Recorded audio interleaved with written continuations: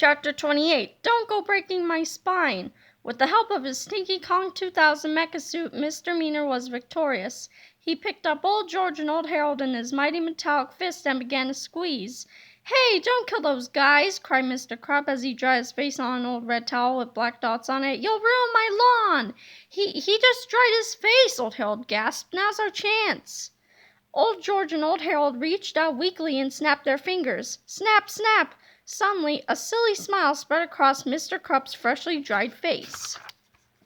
Quickly, he tore off his clothes and tied his red towel about his neck.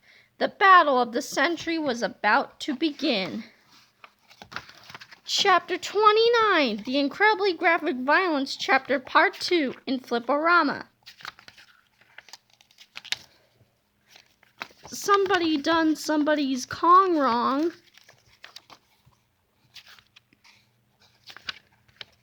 I fight the Kongs that make the whole world stink. Chapter 30, Pequa Prison Blues. The Stinky Kong 2000 mecha suit was destroyed, and soon Mr. Meaner found himself sitting in a cell at Pequa State Penitentiary. Warden Gordon Borden Schmorden stopped by to have a word with Mr. Meaner. Well, said Warden Schmorden smugly. "It looks like your days of giving orders to people are over." "Go make me an egg salad sandwich," said Mr. Meaner. "Okay," said Warden Schmorden, "coming right up. And don't forget the dill pickle relish," said Mr. Meaner. "I wouldn't dream of forgetting that, sir," said Warden Schmorden. 5 minutes later, Warden Gordon Borden Schmorden returned with a lovely egg salad sandwich loaded with dill pickle relish. Mr. Meaner grabbed it and scarfed it all down. Suddenly, Mr. Meaner's body began to change. The mayonnaise and the dill pickle relish began to combine with the Zygo Go-Go Zizzle 24 that had taken over Mr. Meaner's body. First, he began to vibrate and glow as tiny sparks of electricity shot out of his fingers and toes. Then he started growing. Mr. Meaner grew to such a gigantic size he crashed out of his cell and pushed his way through the side of the jail. Mr. Meaner had transformed into a highly intelligent blob of pure energy. "I am Sir Stinks-a-Lot," he bellowed as he zapped everything around him with cataclysmic crackles of electricity. Chapter 31, Ooze On Down the Road. Sir Stinks-a-Lot slithered sloppily down the street looking for sweet, sweet revenge. "Captain Underpants," he called mockingly, "come out and play, yay!" Suddenly, Captain Underpants swooped in and smashed Sir Stinks-a-Lot right on the noggin with the telephone pole. The gigantic, evil blob zapped his lightning rays and swung his mighty fists, but Captain Underpants was just too quick. Old George and Old Harold stood on the sidelines cheering for the waistband warrior.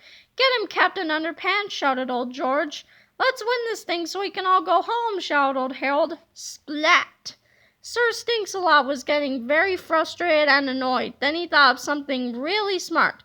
"Those two guys seem to know Captain Underpants pretty well," said Sir Stinks-a-Lot to himself. "I think it's time to find out exactly what they know." Sir Stinks-a-Lot raised his terrifying fist above Old George and Old Harold. Wham! Then clobbered them with a powerful punch. Quickly, the energy inside Sir Stinks-a-Lot's body began to absorb Old George and Old Harold. The two old friends began to merge with the evil glob of energy, and soon the three had become one. "Ha, ha, ha!" laughed Sir Stinks-a-Lot. "I've absorbed their bodies and their memories. Soon I'll know everything that they know." Sir Stinks-a-Lot used his massive glowing brain to quickly sort through Old George's and Old Harold's memories. He learned how they first met, he learned how they became friends, and he learned how they created Captain Underpants. Unfortunately, Sir Stinks-a-Lot also learned how to destroy Captain Underpants. A sinister sneer stretched across the blobby face of the supremely intelligent supervillain. Swiftly, he oozed over to Fran's pond, chuckling maniacally to himself. "You better let those guys go," shouted Captain Underpants, "or I'm gonna—" "You're not going to do anything!" screamed Sir Stinks-a-Lot as he swooshed his mighty hand into the pond and sent a gigantic splash of water flying into the air. Swish! Chapter 32, The night the lights went out in Pequa. The massive spray of water hit Captain Underpants with a powerful kersploosh. Suddenly, our hero's confidence disappeared and he fell screaming from the sky. "Kurkumun! Ah!" Ah! He shrieked as he tumbled to the ground and smashed into the earth with a terrifying sound effect. Hey, I'm okay, said Mr. Krupp as he sat up and dusted himself off. Wait a minute, shouted Sir Stinks-a-Lot. He's not even hurt! How could that be? Sir Stinks-a-Lot reached down and touched Mr. Krupp with one of his gigantic glowing fingers. A powerful burst of Zygo-Go-Go-Zizzlistic energy zapped forth from his massive fingertip and scanned Mr. Krupp's body. Quickly, the villain's bulbous brain analyzed each and every strand of DNA in Mr. Krupp's body until a foreign substance was detected. So, shouted Sir Stinks-a-Lot, you've got alien superpower juice in your DNA. I guess I'll just have to extract it.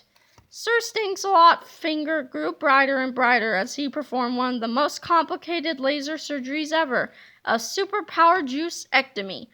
Carefully, he removed all the superpowered elements from Mr. Krupp's DNA and absorbed them all into his massive glowing body. Mr. Krupp was unharmed, but he ran home screaming anyway.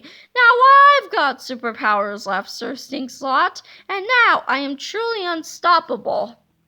Chapter 33, I'm sending out good vibrations. What Sir Stinks-a-Lot failed to realize, however, was that Old George and Old Harold were still a part of him. Since they had all merged together, the two best friends' brains were now filled with superpowered Zygo-Go-Go-Zizzle-24. It wasn't long before Old George and Old Harold had soared through every particle of Zygo-Go-Go-Zizzle-24 and every glowing jewel of energy that made up their hulkingly monstrous body. Soon they knew everything, from the chemical makeup of their archenemy to the events that led to the destruction of Smart Earth. Old George and Old Harold oozed up from the back of Sir Stinks-a-Lot's head and started sending a message. The two old friends thought as hard as they could, and soon a telepathic signal radiated from their gluey heads to their old treehouse miles away. Unfortunately, George and Harold were sound asleep. They didn't pick up the telepathic message at all. Luckily, someone else did. Tony, Orlando, and Don swooshed out of the treehouse and headed for a nearby shopping center. The fate of the entire planet was in their tiny paws. Chapter 34, Laughter, Moon, Delight. Sir Stinks-a-Lot had been victorious, and now it was time to gloat. I just defeated the world's greatest superhero, and now I'm the most intelligent, most powerful entity the world has ever seen. He oozed over to his Riddle Kid 2000 factory and kissed it gently on the roof. Soon my stinky spray will take over the brains of all the children on Earth, he shouted. I'll be their leader, and they'll gladly obey my every command.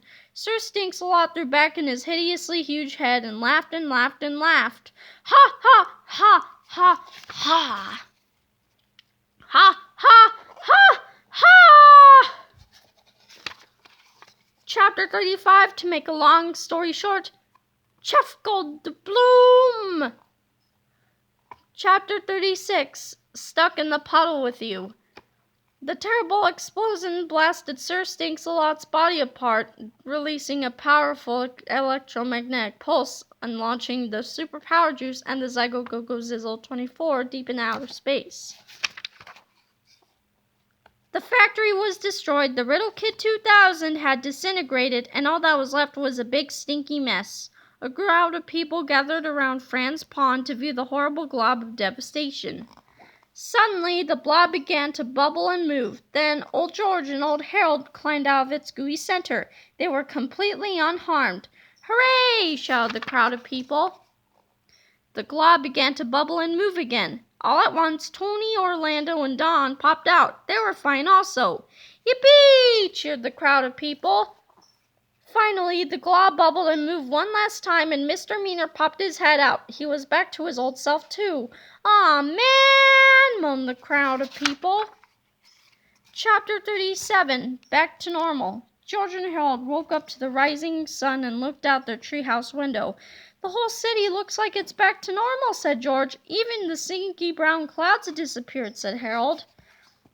It was a good thing, too, because George's and Harold's colds had finally gone away. The two friends climbed down from their treehouse and looked in Harold's bedroom window. Yesterday, Harold was still sound asleep. Soon, the Riddle Kid 2000 would wear off, and yesterday George and yesterday Harold would be back to normal. George and Harold walked out to the front yard where they saw some familiar faces. "What happened?" cried Harold. "Is everything okay?" "Of course it is," said old George. "Yeah," said old Harold. "Adults can be heroes too, you know." Old George and old Harold told their younger selves all about their great adventure while they walked toward Echo Hills together. On the way, they passed Mr. Krupp. He was outside in his yard raking the grass as a jogger ran by, snapping her fingers. Snap, snap, snap, snap, snap, snap. "You stay away from my yard!" Mr. Krupp shouted. Snap, snap, snap, snap, snap.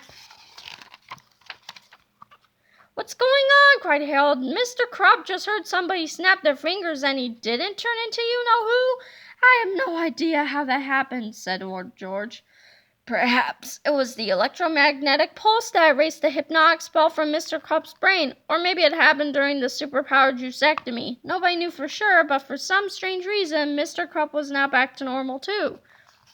Soon our heroes arrived at Echo Hills and prepared to return to the future. "Thanks for all of your help last night," said George. "Yeah," said Harold. "You guys did a good job. For old people." "Pretty good!" cried old Harold. "Old people!" cried old George. Chapter 38. Home again, naturally. Suddenly there was a blinding flash of light. 20 years flashed forward in an instant, and the empty hilltop was now filled with homes and trees. Old George's and old Harold's families were all there too, anxiously waiting for their return. It was a joyful reunion. "Well," said Harold, "I think we better go back home." "You know," said George, "we don't actually have to go home." "What do you mean?" asked Harold. "We got our own time machine," said George. "We could go anywhere we want. We can explore time together. We can go on awesome new adventures." "Wow," said Harold, "that sounds like fun." "What should we do first?" asked Harold. "Let's go rescue Crackers and Sulu," said George. The 3 baby hamster dactyls flapped their wings with excitement. "How in the world are we ever going to do that?" asked Harold. "We'll figure something out," said George as he set the controllers. "We always do." George and Harold and their happy pets waved goodbye to their future families, and together they all disappeared into a ball of brilliant light. Chapter 39. Meanwhile, back in the present, a few hours had passed and the Riddle Kid 2000 had finally worn off. Yesterday George and yesterday Harold were back to their old selves again, but nothing around them seemed normal at all. "I wonder where George and Harold went," said yesterday George. "I have no idea," said yesterday Harold. "And where did Tony, Orlando, and Don go?" asked yesterday George. "Beats me," said yesterday Harold. "It seems like they just disappeared." Yesterday George and yesterday Harold didn't know what had happened or why everything had turned out okay, but it seemed like things were going to be just fine from now on, and they were very grateful. "Well, what should we do now?" asked Harold. "Let's make a new comic book," said George. "About Captain Underpants?" asked Harold. "Nah," said George. "Let's do something different. How about a Dogman comic?" "Okay," said Harold happily. And together the two friends wrote and drew and laughed all afternoon. Coming next from George and Harold, the graphic novel that started it all. "When we were in kindergarten, we made up our first hero ever, Dogman." "Me too." "Next year, Dogman will star in his first full-length graphic novel. Laugh your tails off. Read it to your dog. And then, fetch your copy soon. 2016 is the year of the dog, man."